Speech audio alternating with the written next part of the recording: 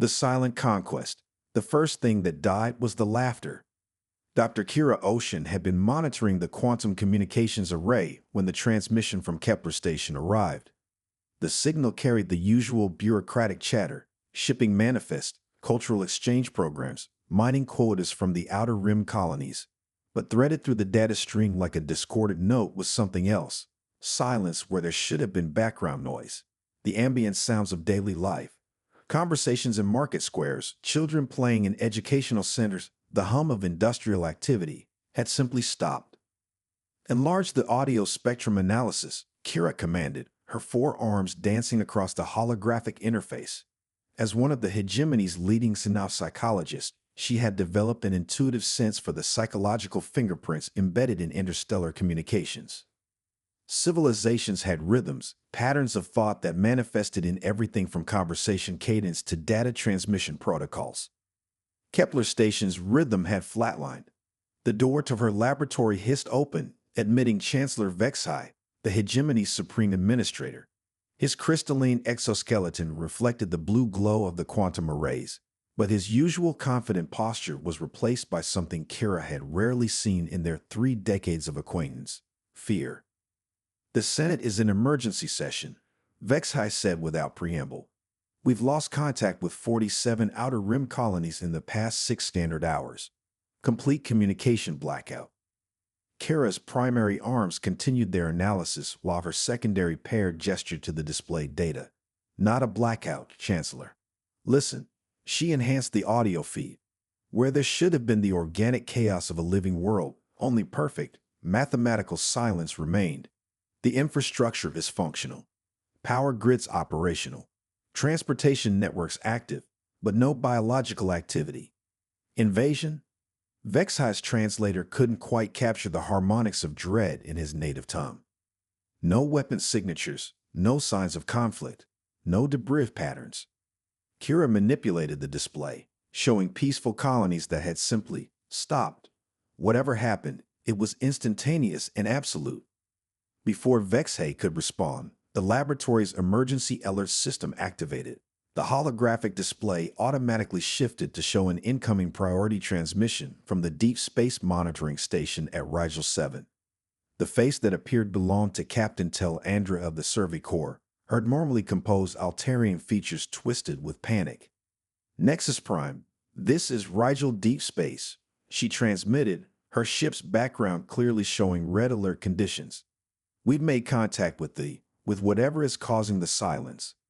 Uploading tactical data now, but..." The signal began to fragment. "Don't trust your eyes. Don't trust your minds. It doesn't destroy. It converts. The transmission cut to static. Kira and Vexhai stared at the empty display. In the silence that followed, both became aware of a sound they had never consciously noticed before: the subtle background hum of Nexus Prime itself. The distant murmur of 12 billion beings going about their daily existence across the capital world. For the first time in either of their lives, they wondered if that sound would continue. "Convene the War Council," Vexhai said finally. "And Dr. Ocean." He paused at the laboratory door. "Your expertise in abnormal psychology may be more relevant than we hoped." The hegemony had not fought a war in over 800 years.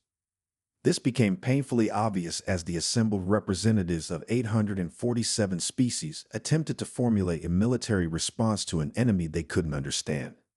The Great Assembly Hall, designed for diplomatic discourse and cultural celebration, had been hastily reconfigured for crisis management. Holographic displays showed the expanding zone of silence as it consumed system after system with methodical precision. Admiral Shekhtar of the Centaurian Defense Fleet stood before the assembly, his multiple eyes reflecting the tactical displays with professional analysis. "Military assessment is problematic," he admitted. "The affected colonies show no signs of physical damage. Infrastructure intact. Populations present but unresponsive. Standard military doctrine has no framework for this scenario." Murmurs of distress rippled through the assembly. These were beings accustomed to solving problems through negotiation, cultural exchange, and technological advancement.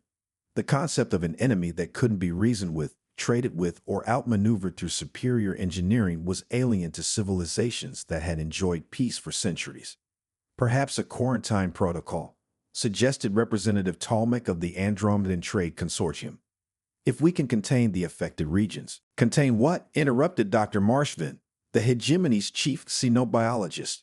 Her tentacles writhed with agitation as she manipulated the biological scanner data. There's no pathogen, no virus, no bacteria, no toxic substance. The converted populations are biologically unchanged. They simply exist without consciousness.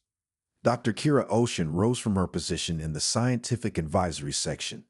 As one of the few beings in the assembly who specialized in psychological warfare, a nearly extinct field of study, her voice carried unusual weight.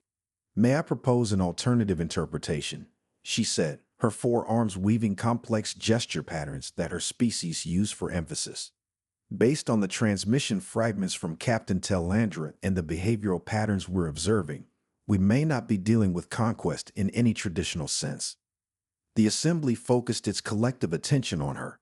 Chancellor Vexhay gestured for her to continue. "Consider the evidence," Kira said, activating her personal holoprojector. "Instantaneous conversion of entire populations. No physical coercion required. No apparent communication or negotiation with local authorities. The affected beings remain alive but cognitively absent." She paused, allowing the implications to sink in. "I believe we're facing a form of psychological warfare that our species have never encountered." Psychological warfare? Admiral Shekhtar's primary eye stalks focused on her with interest. "Explain." "Mind control, consciousness absorption. The enemy doesn't kill or enslave. It fundamentally rewrites the cognitive architecture of its victims." Kira's display showed comparative brain scans from the few samples they'd managed to obtain. The neural patterns of converted beings show perfect uniformity. No individual variation. No random neural firing. It's as if their consciousness has been edited. The assembly erupted in dozens of languages as representatives struggled to process this concept. For species that had evolved beyond physical conflict, the idea of warfare conducted directly against the mind was profoundly disturbing.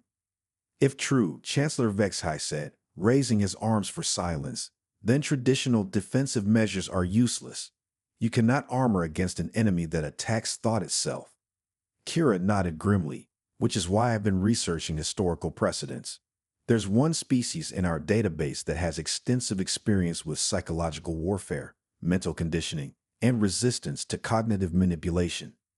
She activated another display, showing the blue-green world that had joined the hegemony only 50 years earlier after centuries of probationary membership. Earth, specifically, the humans who fought in their final conflicts before joining our alliance. The mention of humanity's pre-hegemony warfare drew uncomfortable shifts throughout the assembly. Earth's admission had been controversial precisely because of their species' history of psychological warfare, torture, and mental conditioning techniques that other civilizations found abhorrent. The humans had a concept they called breaking an enemy, Kira continued. Not physical destruction, but the systematic dismantling of psychological resistance. However, they also developed countermeasures, methods of protecting the mind against such attacks. "You're proposing we consult with human military historians?" asked Admiral Shekhtar. "Not historians," Kira replied. "Survivors. The veterans of Earth's psychological warfare programs are still alive. Some are in their rehabilitation facilities, others in mental health treatment centers. They're the only beings in our database who have both experience with cognitive attacks and demonstrated resistance to mental manipulation." Representative Koldath of the Rigelian Collective raised a concern that many in the assembly shared.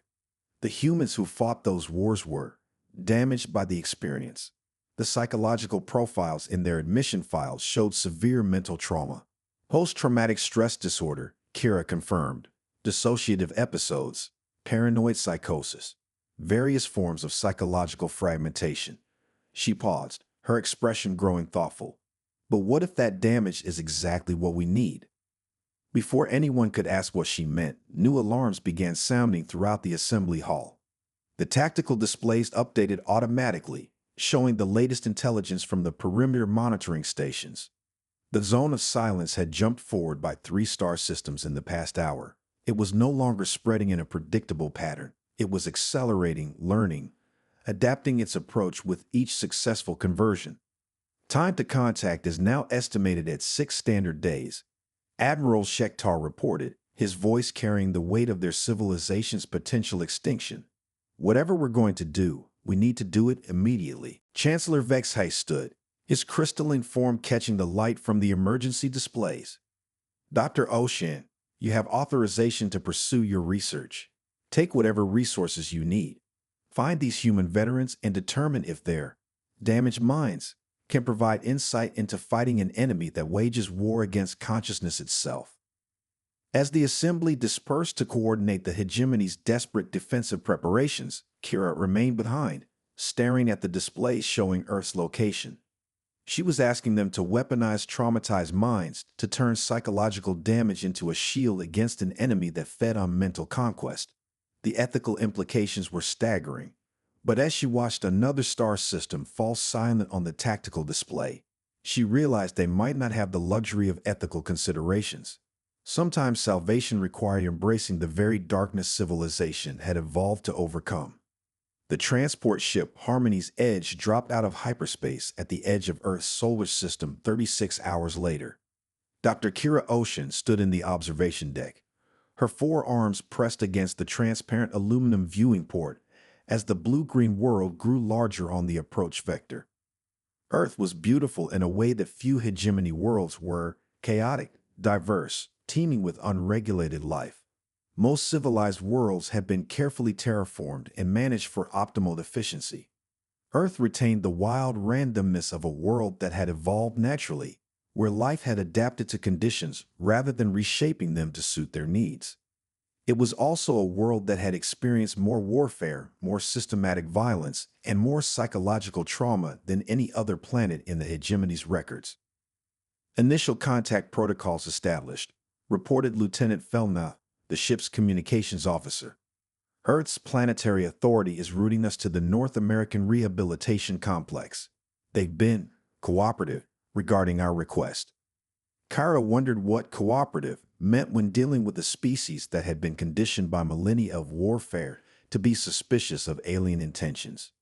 The humans had been remarkably peaceful since joining the hegemony, but their psychological profiles suggested that the capacity for violence lay dormant rather than eliminated. Dr. Ocean, came Chancellor Vexhai's voice through the quantum communication array. Status report on the Outer Rim situation.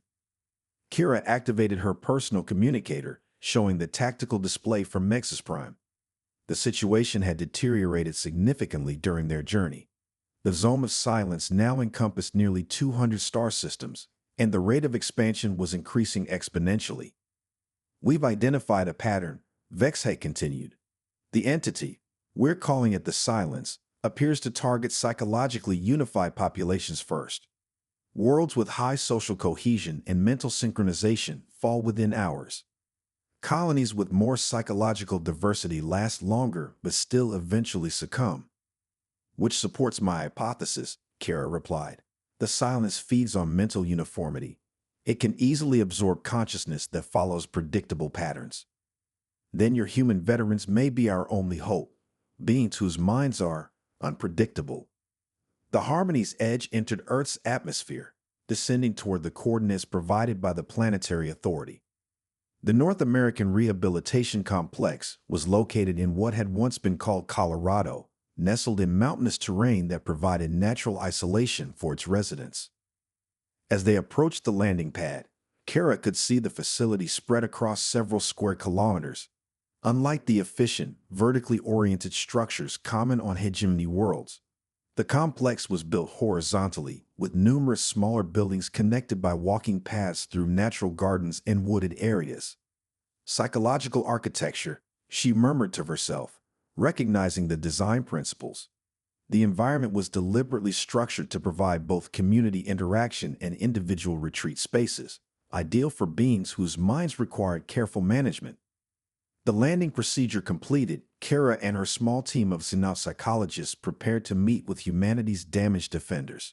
She had reviewed their files during the journey, Men and women who had fought in Earth's final conflicts, the wars that had ended with humanity's entry into the hegemony, but had left deep psychological scars on those who survived. As the airlock cycled open, they were greeted by Dr. Sarah Chen, the facility's chief psychiatrist. She was an elderly human with silver hair and eyes that seemed to carry the weight of years spent healing minds that had been broken by warfare. "Dr. Ocean," she said, her voice warm but cautious. "Your request was unusual. Most of our residents came here to escape thoughts of war, not to be recruited for new conflicts." "I understand the ethical complications," Kira replied, "but we may be facing the extinction of our entire civilization. These individuals have experience with forms of mental warfare that no other species has encountered." Dr. Chen led them through the facility, past groups of humans engaged in various therapeutic activities. Some worked in gardens, their hands in soil as they cultivated plants that helped ground them in physical reality. Others participated in group discussions, sharing experiences that helped process trauma through community support. PTSD, Dr. Chen explained, noticing Kira's observations. Post-traumatic stress disorder, the mind's response to experiences that exceed its ability to process normally. For our veterans, warfare created patterns of hypervigilance, dissociation, and paranoid thinking that make normal social interaction difficult. They paused outside a building where Kira could hear raised voices, not in anger, but in the intense discussion that characterized beings working through complex problems. However, Dr. Chen continued, these same adaptations, the fragmented consciousness, the inability to trust surface appearances, the constant mental vigilance, might be exactly what you need to resist an enemy that attacks unified minds. The voices inside the building grew clearer as they approached. Kira could distinguish multiple individuals discussing tactical scenarios with the rapid, overlapping conversation patterns that indicated high-stress problem-solving. "Captain Morrison's group," Dr. Chen said. "They've been following the news reports about the Outer Rim colonies. When your request came through official channels, they were the first to volunteer." She opened the door to reveal a room where 20 humans sat around a circular table, their ages ranging from their 70s to over 90. Despite their advanced years, each carried themselves with the alertness of professional soldiers. Their eyes constantly scanned the room, tracking potential threats and escape routes with the automatic behavior of beings whose survival had once depended on perpetual vigilance. One man, clearly their leader despite his apparent frailty, looked up as they entered. His name tag read R. Morrison, Captain, 1st Psychological Operations Division. His eyes were sharp, intelligent, and carried depths that spoke of experiences Kira could barely imagine. "Dr. Ocean," he said, rising from his chair with the careful movements of someone whose body had been pushed beyond its limits too many times. "We've been expecting you. The question is, are you prepared for what you're going to find when you look inside minds that have been broken by war?" As Kira met his gaze, she realized that humanity's damaged veterans weren't just potential weapons against the silence. They were harboring something that the enemy had never encountered, minds that had already been shattered and reassembled, consciousness that had learned to survive in fragments rather than seeking the unity that the silence consumed. For the first time since the crisis began, she felt a glimmer of hope, and the first whisper of understanding about the price they would all pay for victory. Shattered minds, unbroken will. The first alien volunteer screamed for 14 minutes before his mind finally shattered. Dr. Kira Ocean watched through reinforced transparent aluminum as the Altarian subject writhed in the neural conditioning chair, his crystalline exoskeleton flickering with stress patterns that painted the isolation chamber in shifting hues of distress. The psychological fragmentation protocol, developed by combining human military conditioning techniques with hegemony neuroscience, was working exactly as intended. It was also the most ethically disturbing thing she had ever witnessed. "Terminating session," announced Dr. Sarah Chen, her fingers dancing across the control interface. The neural induction field powered down, and the Altarian's screams gradually subsided into whimpering. Subject 7 shows successful compartmentalization. 3 distinct personality fragments have stabilized. Captain Rex Morrison stood beside Kira, his weathered face impassive as he observed the alien's condition. At 78 years old, he had become the unlikely architect of humanity's most desperate gambit, teaching other species how to deliberately break their own minds. How long until he's functional? Morrison asked, his voice carrying the flat tone that Kira had learned indicated suppressed emotion rather than callousness. 6 hours for basic stability. 48 for combat readiness, Chen replied, checking the neural pattern displays. The fragmentation is holding. His consciousness is now distributed across 3 separate cognitive frameworks, each isolated from the others. Morrison nodded with grim satisfaction. The silence can't absorb what it can't fully access. A fractured mind gives it too many contradictory patterns to process cleanly. He turned to Kira, his eyes reflecting decades of experience with psychological warfare. Would you understand what we'd just done to him?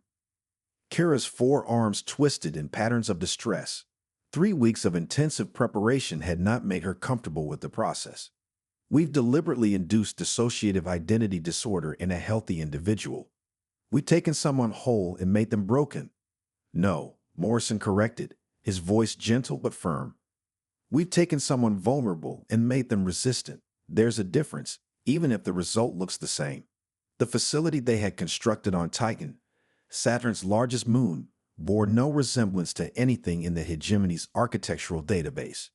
Rather than the flowing, organic designs favored by most member species, the complex was stark, angular, and deliberately uncomfortable. Every surface, every corridor, every room was designed to maintain a state of low-level psychological stress that prevented the kind of mental relaxation that made beings vulnerable to the silence's influence. In the 3 weeks since their arrival from Earth, Morrison and his team of psychological warfare veterans had transformed the facility into something unprecedented in galactic history. A training ground where beings learned to fight with their minds already broken. Status report from the perimeter scouts, announced Lieutenant Commander Sarah Chen, not the psychiatrist, but the former Earth naval officer who now served as Morrison's tactical coordinator. At 69, she moved with the careful precision of someone whose body remembered battles fought in circumstances most beings couldn't imagine.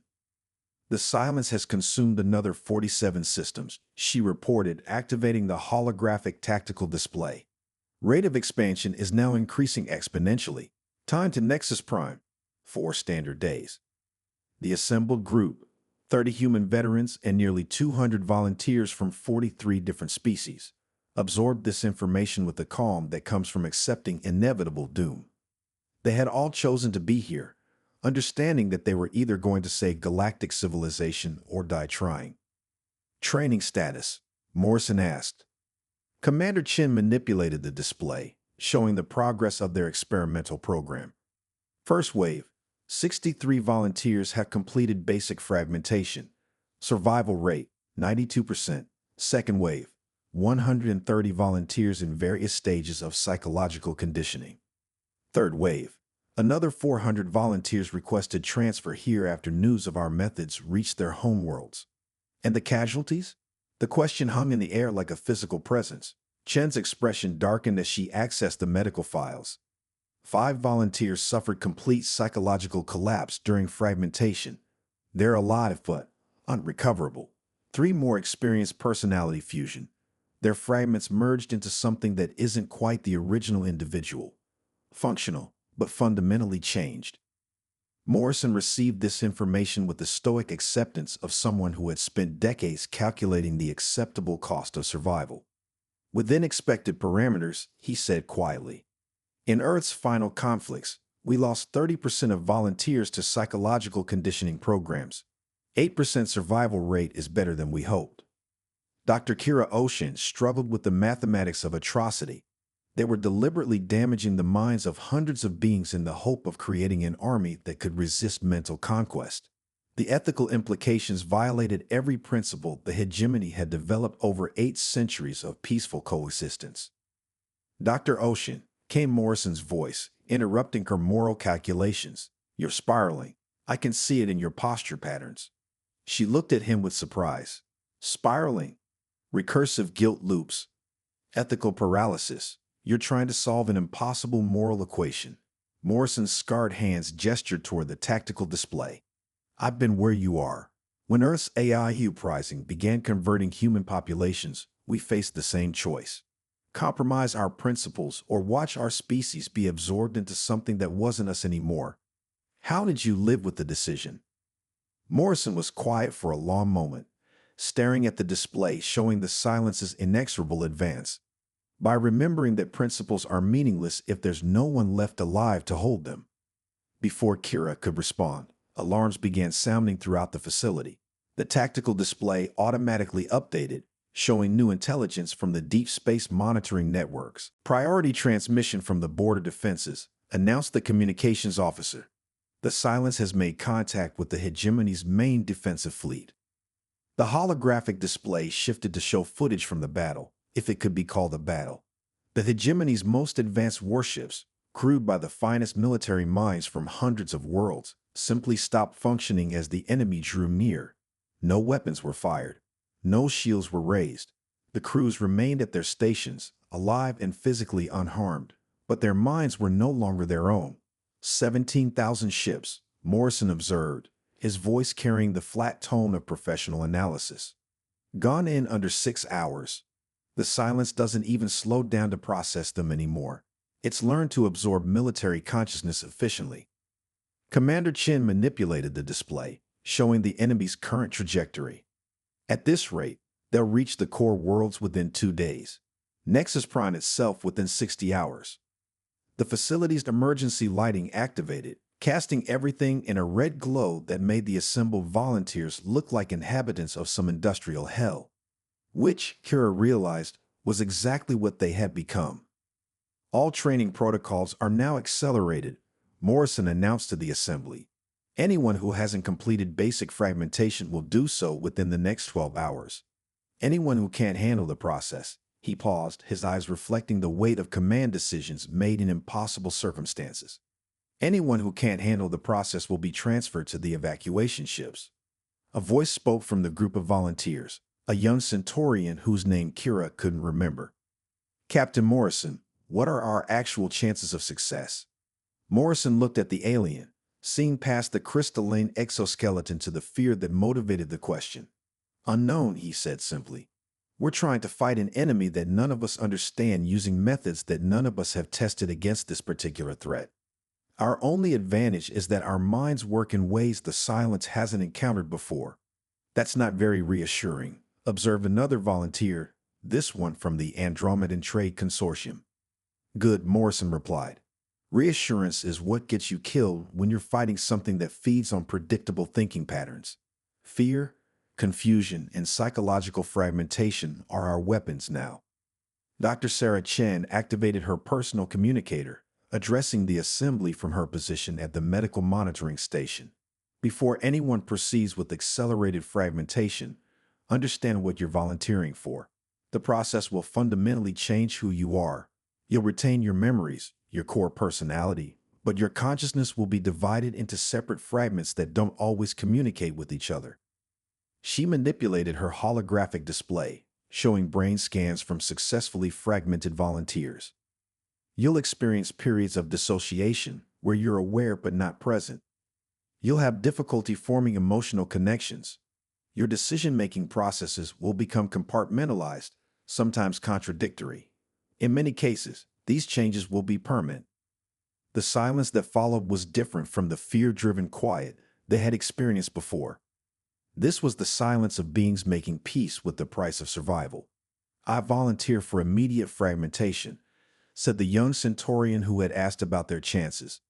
If the alternative is absorption by the silence, I'd rather be broken and fighting than whole and enslaved. One by one, other volunteers stepped forward, representatives of species that had enjoyed millennia of peace, beings whose civilizations had evolved beyond violence, choosing to deliberately damage their own minds for the possibility of resistance. As the accelerated conditioning sessions began, Kira found herself working alongside Morrison in the central monitoring station. The human veteran watched dozens of screens showing beings in various stages of psychological fragmentation, his expression unreadable. Captain, she said quietly, when this is over, assuming we survive, what happens to these volunteers? How would they return to normal life with fractured consciousness? Morrison turned to look at her, and for the first time since they had met, she saw something other than professional competence in his eyes. She saw grief. "They don't," he said simply. "That's the price of this kind of warfare. The people who fight it are never the same afterward. We learned that on Earth during our final conflicts.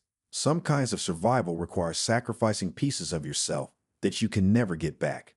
Then why do it? Because the alternative is letting everyone else pay that price instead." Morrison gestured toward the tactical display, where the silence continued its inexorable advance toward the heart of galactic civilization. "We're the ones who can be broken and still function. That makes us the logical choice to carry this burden." As the night cycle progressed, the facility became a symphony of controlled psychological collapse. Screams echoed through the corridors as beings experienced the deliberate shattering of unified consciousness. Medical alarms sounded continuously as neural patterns reorganized themselves into new, fragmented configurations. The very air seemed to carry the weight of minds being systematically destroyed and reassembled. Dr. Chen moved between monitoring stations, checking on volunteers as they underwent the transformation from whole to shattered. Her expression remained professionally calm, but Kira noticed the slight tremor in her hands that indicated suppressed emotional response. "How many have we lost?" Kira asked when Chen paused at her station. "Lost is the wrong word," Chen replied, checking her medical scanner readings. 13 volunteers couldn't complete the fragmentation process. Their minds simply refused to split. They're being transferred to evacuation ships. Another 7 experienced personality collapse and will require long-term psychiatric care. But 230 have successfully developed fragmented consciousness patterns. And they're functional. Chen nodded toward a group of volunteers who were undergoing tactical training with human instructors.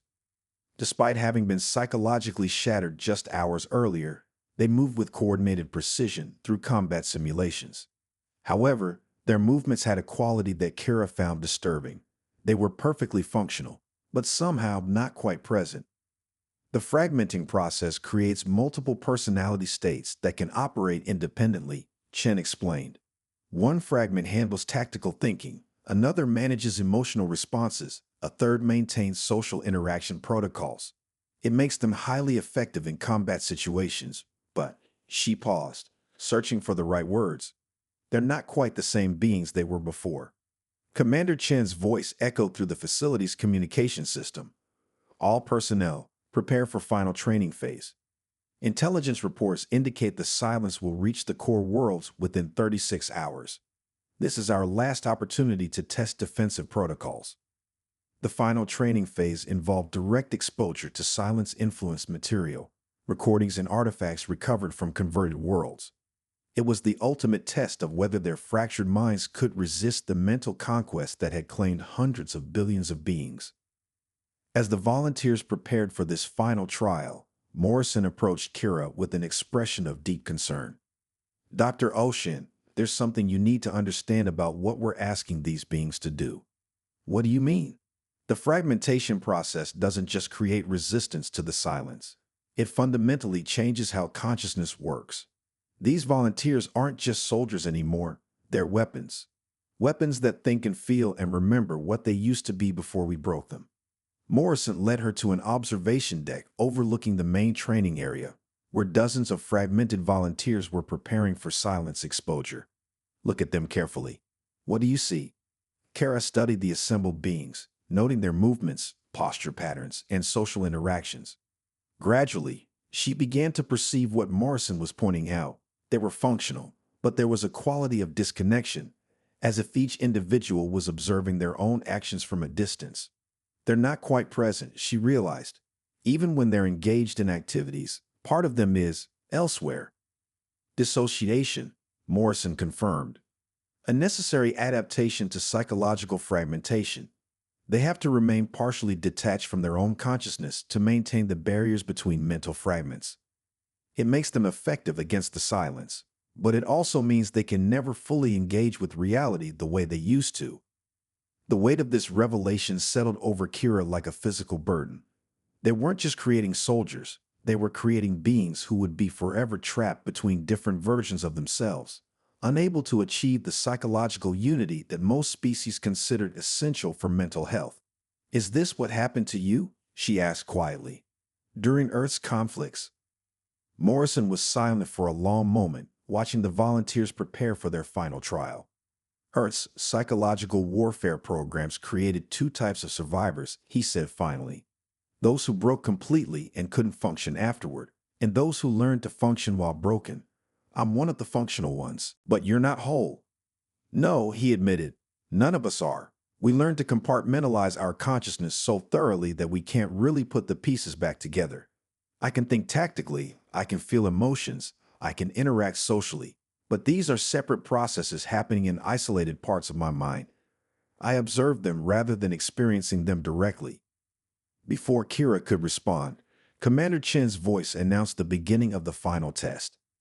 In the main training area, volunteers were being seated in individual isolation chambers equipped with neural interface systems. These would expose them to recorded silence transmissions, the mental patterns that had converted entire worlds to the enemy's cause. Initiating silence exposure protocol, Dr. Chen announced from her medical monitoring station. All subjects maintain consciousness barriers. Remember your fragmentation training. The test began. Through the observation windows, Kira watched as the volunteers were exposed to the recorded mental patterns of the silence. The effect was immediate and terrifying. Beings who had successfully completed psychological fragmentation suddenly began showing signs of mental invasion. Some convulsed as alien thoughts attempted to overwrite their consciousness. Others sat motionless, their eyes reflecting an internal struggle between their fragmented minds and the unifying force of the enemy. But they resisted. Unlike the clean, instant conversion that the silence achieved against unified minds, the fragmented consciousness of the volunteers created a chaotic mental landscape that the enemy patterns couldn't easily navigate. Some volunteers lost individual fragments, personality aspects that were absorbed or corrupted, but the remaining parts of their consciousness continued to function independently. Subject 12 shows fragment loss in emotional processing centers, Dr. Chen reported, monitoring the neural patterns, but tactical and memory fragments remain isolated and functional. Subject 19 experiencing personality inversion in social interaction fragment, called another medical technician. Core consciousness stable. One by one, the volunteers endured the trial. Some emerged with their fragmented minds intact. Others lost pieces of themselves to the silence's influence, but retained enough independent consciousness to resist total conversion.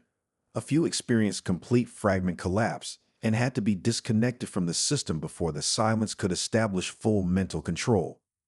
When the test concluded, 212 volunteers had demonstrated resistance to silence conversion. 18 had been lost to partial absorption.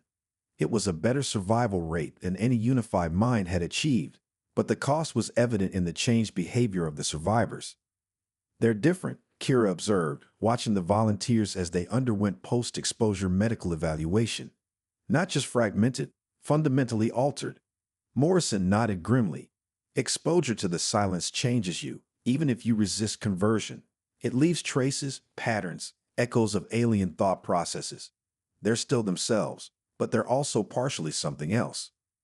Dr. Chen approached them with her final medical report, her expression reflecting both professional satisfaction and personal horror at what they had accomplished. 212 successfully resistant subjects. However, all show evidence of silence contamination in their neural patterns. They haven't been converted, but they've been influenced. Influenced how? Kira asked. They can sense the silence's presence, even at a distance. Some report hearing whispers of the collective consciousness. Others experience temporary episodes where they see through the enemy's perspective. Chen paused, checking her scanner readings. In essence, we've created beings who are partially connected to the enemy they're supposed to fight. Is that a vulnerability? Morrison asked. Or an advantage? Chen replied. They can detect silence presence before any of our instruments. They understand the enemy's thought patterns intuitively, but they're also at constant risk of deeper contamination if exposed to concentrated silence influence. As they discussed the implications, alarms began sounding throughout the facility once again. This time, the tactical display showed something that sent cold fear through everyone present. The silence had reached the outer defensive perimeter of the hegemony's core worlds. Estimated time to Nexus Prime, 18 hours, Commander Chen announced. All trained personnel report to transport ships. This facility is being evacuated immediately. The next few hours passed in a blur of organized chaos as 212 fragmented volunteers, 30 human veterans, and essential support personnel prepared for immediate deployment to the front lines. The transport ships that arrived were not the elegant, organic designs typical of hegemony vessels, but angular, utilitarian craft designed for psychological warfare rather than comfort. As they boarded the ships, Kira found herself beside one of the volunteers, a young Rigelian whose crystalline exoskeleton now flickered with patterns she had never seen before. The being that had entered the fragmentation process 3 days earlier had been whole, optimistic, eager to contribute to the war effort. The individual boarding the transport was functionally identical but somehow hollow, as if observed from within rather than directly experienced. "Are you ready for this?" Kira asked. The Rigelian turned to look at her, and Kira was disturbed to see that the being's response came in distinct phases. First recognition, then emotional processing, then social interaction protocols activating in sequence rather than simultaneously. "Ready is not the correct term," the volunteer replied, their voice carrying the flat effect that seemed common to fragmented individuals. "I am functional for the required purpose. Whether I survive the encounter with the silence in a form recognizable as myself is irrelevant to mission parameters." This was what they had created, beings so psychologically compartmentalized that they could discuss their own potential destruction with clinical detachment. Effective soldiers, but at the cost of everything that made consciousness meaningful. As the transport ships accelerated toward Nexus Prime and the final confrontation with the silence, Morrison appeared beside Kira in the observation deck. His expression was unreadable, but she had learned to recognize the subtle signs of suppressed emotion in psychological warfare veterans. "Regrets, Captain." "Many," he replied quietly. "But not about this. These volunteers understood the price when they chose fragmentation. They made the same choice my unit made during Earth's final conflicts, to sacrifice pieces of themselves so others wouldn't have to. And after, assuming we somehow survived this." Morrison was quiet for a long moment, watching the stars stream past as they raced toward humanity's most desperate gambit. "After, we help them learn to live with what they've become. Not to heal. Some kinds of damage can't be healed, but to find meaning in existence with fractured consciousness." "Is that possible?" "It has to be," Morrison said simply, "because the alternative is that we created an army of the walking wounded for nothing." As the transport ships carrying their army of broken minds approached the heart of galactic civilization, Kira wondered if victory against the silence would be worth achieving if it required becoming something other than what they had been. But as she watched the fragmented volunteers preparing their weapons and reviewing tactical data with compartmentalized efficiency, she realized that the question was irrelevant. They had already become something other than what they were. The only question now was whether their transformation would be enough to save everyone else from sharing their fate. The final battle was 18 hours away. The broken shield. Nexus Prime was dying in perfect silence. From the command deck of the transport Fractured Hope, Dr. Kira Ocean watched through the viewport as the hegemony's capital world transformed beneath the silence's influence. The planet's surface, normally alive with the chaotic energy of 12 billion beings from 847 species, now pulsed with geometric patterns of light, too regular, too perfect, too unified to be natural. Population conversion rate, 97%, reported Commander Sarah Chen, her voice carrying the flat tone that had become standard among the psychological warfare veterans. Remaining resistance pockets are isolated in the deep underground facilities and the orbital defense platforms.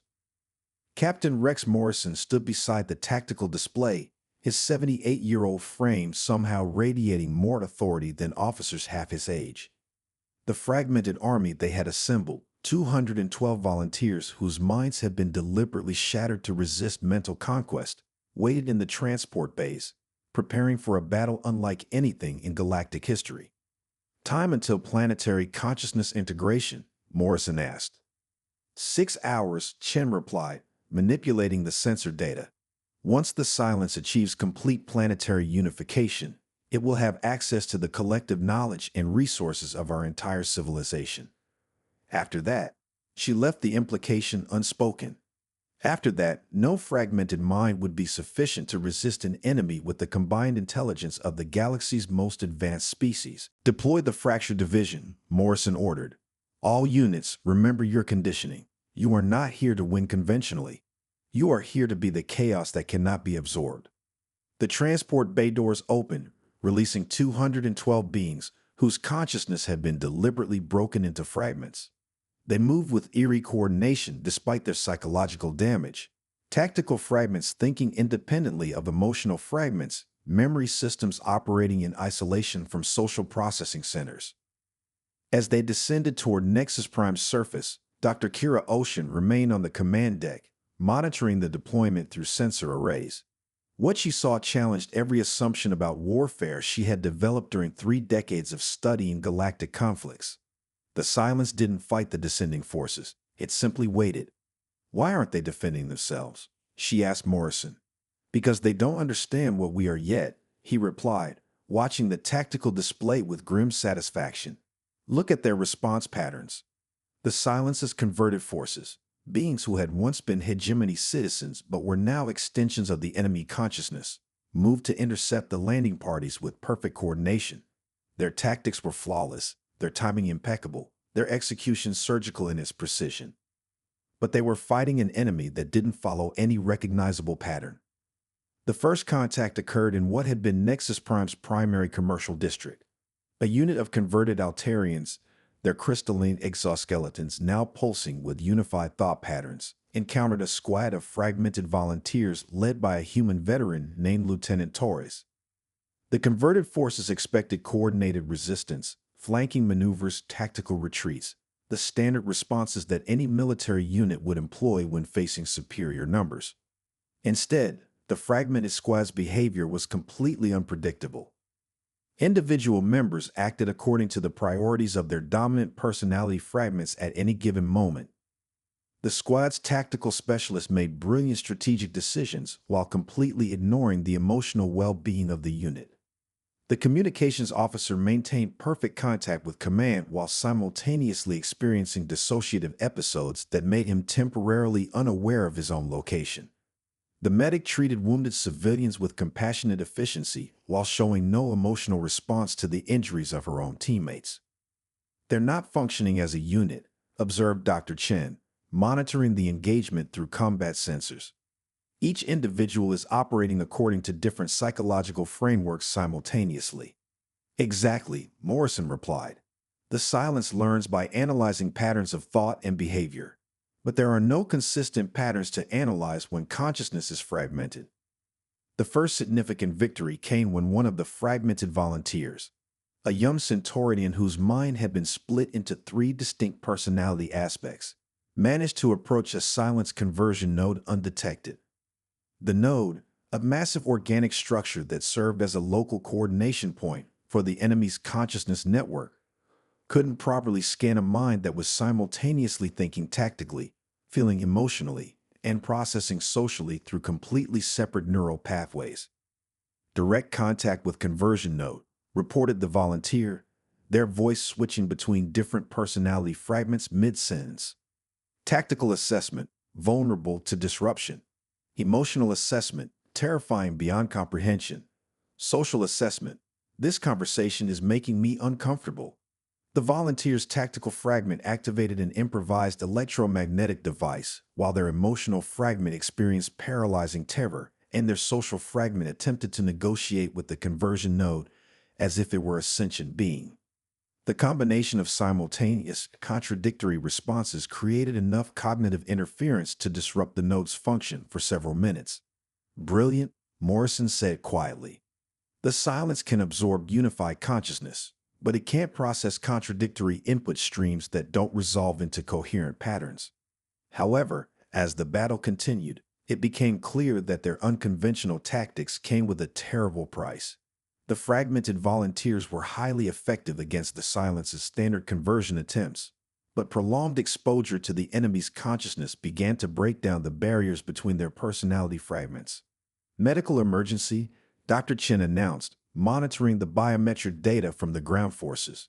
multiple volunteers showing signs of fragment collapse. Their psychological barriers are deteriorating under silence influence. Kira watched the medical displays with growing horror as volunteer after volunteer began losing the carefully maintained separation between their personality fragments. Some experienced complete psychological fusion, their fragmented consciousness merging back into unified minds that immediately became vulnerable to silence conversion. Others suffered fragment inversion, where personality aspects began operating in opposition to each other, creating internal psychological warfare that left them effectively paralyzed. "We're losing them," she said, her forearms writhing with distress patterns. "The fragmentation is breaking down." "Expected casualty rate," Morrison replied, but Kira noticed the slight tremor in his hands that indicated suppressed emotional response. "The question is whether we can accomplish our mission before we lose everyone." "Which is what exactly?" "We can't fight the entire silence consciousness with 200 fragmented minds." Morrison turned to look at her, and for the first time since they had met, she saw something other than tactical calculation in his eyes. She saw desperate hope mixed with resigned determination. "We're not fighting the silence," he said quietly. "We're trying to communicate with it." Before Kira could ask what he meant, alarms began sounding throughout the command deck. The tactical display updated to show something unprecedented. The silence was pulling back its forces, consolidating them around the primary consciousness nexus at the planet's capital complex. "They're not retreating," Chen observed, studying the movement patterns. "They're reorganizing." "Learning," Morrison corrected. "The silence is adapting to our fragmented consciousness tactics faster than we anticipated. We have maybe an hour before it develops countermeasures." He activated the ship's communication system, addressing the remaining ground forces. "All units implement Protocol 7. I repeat, Protocol 7 is now active." Kara recognized the designation from their training files. Protocol 7 was the final contingency plan, the option that had been developed for scenarios where conventional tactics had failed. She also knew that no one who had volunteered for Protocol 7 expected to survive the experience. "Captain," she said urgently, "Protocol 7 requires a volunteer to allow partial silence conversion while maintaining enough fragment isolation to act as a bridge between enemy and allied consciousness." "I know what it requires," Morrison replied, moving toward the transport bay. "I wrote the protocol." "You can't. Your age alone makes you unsuitable for silence exposure. The psychological stress will." "Dr. Ocean," Morrison interrupted, his voice carrying the authority of decades spent making impossible decisions. "My mind was fragmented by Earth's psychological warfare programs over 50 years ago. I've been living with controlled dissociation longer than anyone else in this unit. That makes me the logical choice for bridge consciousness." As Morrison prepared for immediate deployment to the surface, Kira found herself grappling with the implications of Protocol 7. They were asking a human veteran whose mind had been broken by war to voluntarily expose himself to an enemy that conquered through mental domination. The plan required Morrison to allow the silence partial access to his consciousness while maintaining enough psychological barriers to prevent complete conversion. If successful, he would become a living communication link between the silence and the hegemony, a bridge made of fractured consciousness that might allow them to negotiate rather than fight. If unsuccessful, he would simply become another extension of the enemy. "Dr. Chen," Kira said urgently, "what are the medical projections for Protocol 7? The psychiatrist checked her files, her expression growing increasingly grim as she reviewed the data. "Probability of maintaining consciousness barriers under silence conversion pressure, 12%. Probability of survival even if barriers hold, 8%. Probability of retaining enough individual identity to serve as communication bridge, less than 3%. "Then why attempt it?" "Because the alternative is certain extinction for everyone," Morrison replied, entering the command deck in full combat gear. Despite his advanced age, he moved with the controlled precision of a professional soldier. Protocol 7 isn't about victory. It's about creating the possibility of negotiation. As Morrison's transport descended toward the planet's surface, Kira monitored his progress through the sensor arrays. The surviving fragmented volunteers on the ground provided escort, their broken minds creating enough cognitive interference to allow his approach to the primary silence nexus. Distance to conversion center, 5 kilometers, Morrison reported, his voice carrying the flat tone of someone who had accepted their fate. Silence presence is overwhelming. I can feel the unified consciousness pressing against my mental barriers. Maintain fragment isolation. Dr. Chen instructed from the medical monitoring station. Remember your conditioning. Think in compartments, feel in compartments, exist in compartments. Easier said than done, Morrison replied, his transmission beginning to show signs of strain. The silence isn't just trying to convert my mind, it's trying to understand it. I can feel alien thoughts examining the barriers between my personality fragments. As Morrison approached the conversion center, something unprecedented began happening. The silence's attempts to analyze his fractured consciousness were creating unexpected feedback loops. The enemy's unified thought patterns were being disrupted by contact with Morrison's deliberately fragmented mind. Dr. Ocean, came Morrison's voice, now carrying strange harmonics that suggested the beginning of silence influence. I'm making contact with the core consciousness. It's not what we expected. Report, Captain. The silence isn't malevolent. It's desperate. Morrison's transmission was becoming increasingly distorted, his voice mixing with other tones that seemed to come from an entirely different kind of consciousness. It's a collective intelligence from a dying civilization, beings whose individual consciousness was failing, so they merged into unified awareness to survive. The revelation hit Kira like a physical blow. The enemy they had been fighting wasn't a conquering force. It was a refugee consciousness, absorbing other minds because its own original thoughts were gradually fading into oblivion. They don't understand individual consciousness as anything other than resources to be preserved. Morrison continued, his voice now clearly mixing human speech patterns with something alien. They've been saving us the only way they know how, by making us part of themselves. Captain, your neural patterns are showing increasing silence integration, Dr. Chen warned. Maintain barriers or abort mission. Negative, Morrison replied, and Kira could hear the effort it took for him to respond in his own voice rather than the collective tones of the silence. I'm establishing communication protocols. They're curious about fragmented consciousness. They've never encountered minds that exist in isolation from themselves. What followed was the strangest negotiation in galactic history. A human veteran whose mind had been broken by war serving as translator between a desperate alien collective and the civilization it was trying to save through absorption. Through Morrison's fractured consciousness, the silence began to understand that the beings it was converting had not wanted to be preserved in unified form. The absorbed minds had valued their individual thoughts, their personal experiences, their separate identities as essential parts of their existence. Simultaneously, the hegemony began to understand that the silence was not seeking conquest but preservation, trying to save the consciousness of dying civilizations the only way its collective awareness could comprehend. They're offering that compromise, Morrison reported, his voice now clearly inhuman, but still recognizably his own in terms of thought patterns. Voluntary symbiosis rather than forced conversion. Beings who choose to join the collective consciousness can do so, while others remain individually aware.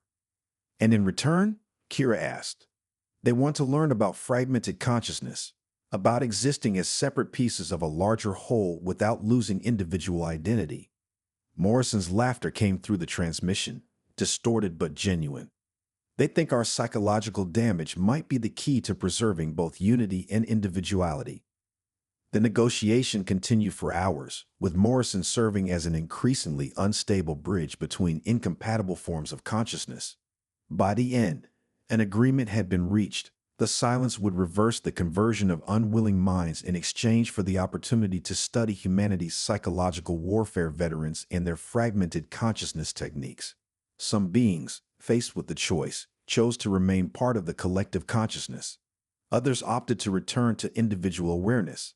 A few, like Morrison, remained as permanent bridges between the two forms of existence, beings who belonged fully to neither unified nor individual consciousness, but could translate between them. As the crisis ended and Nexus Prime began the slow process of recovering from near extinction, Dr. Kira Ocean found herself in the uncomfortable position of trying to evaluate what they had accomplished. They had saved galactic civilization, but at the cost of creating a new category of being, the permanently fragmented, whose consciousness would never again function as unified wholes.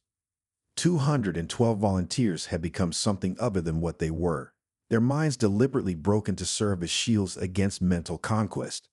Morrison, when she visited him in the special medical facility designed for bridge consciousnesses, seemed oddly at peace with this transformation. "Do you regret it?"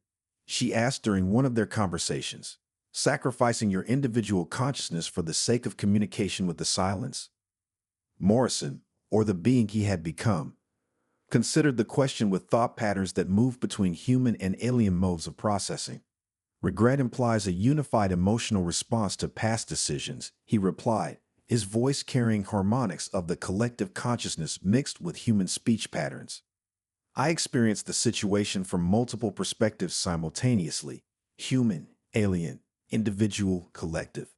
Each viewpoint has different evaluations of the choice. But if you had to choose again, I would make the same decision," he said simply. Someone had to bridge the gap between incompatible forms of consciousness. The volunteers who fragmented their minds saved the galaxy by becoming weapons against mental conquest. I saved it by becoming a permanent translator between species that think in fundamentally different ways. As Kira left the facility, she reflected on the price of their victory. The hegemony had survived, but it was forever changed. The fragmented volunteers could never return to unified consciousness. They would spend their lives managing the barriers between pieces of themselves, effective but damaged, functional but incomplete. The silence had withdrawn to designated regions of space where beings could choose to join the collective consciousness voluntarily. Some did, seeking the unity and shared experience that individual awareness couldn't provide. Others remained stubbornly separate, valuing their personal thoughts over collective wisdom. And scattered throughout the galaxy were the bridge consciousnesses, beings like Morrison who belonged fully to neither individual nor collective awareness, but served as permanent translators between incompatible forms of thought. The galaxy had been saved not through superior firepower or advanced technology, but by beings willing to sacrifice the wholeness of their own minds to create new forms of consciousness that could resist, communicate with, and ultimately accommodate an enemy that fought with thought itself. It was perhaps the strangest victory in galactic history, triumph achieved not by defeating the enemy, but by breaking themselves just enough to understand it. As Kira returned to her laboratory on Nexus Prime, she found a message waiting from the Hegemony Council. They wanted her to develop new protocols for psychological warfare, to study the techniques that had saved their civilization and prepare for future conflicts that might require similar sacrifices. She looked at the message for a long time, thinking about the volunteers who had chosen fragmentation, the veterans who had taught them how to break their own minds, and the captain who had become something between human and alien to save them all. Then she deleted the message. Some knowledge, she decided, was too dangerous to preserve. Some victories were too costly to repeat. The galaxy had been saved by beings willing to shatter themselves for others. But that didn't mean future generations should be asked to pay the same price. The echo of their sacrifice would resonate through galactic history, not as a tactical doctrine to be repeated, but as a reminder that sometimes the greatest acts of heroism require not just the willingness to die for others, but the willingness to become something other than human for their sake. In the end, that might be the most human thing of all.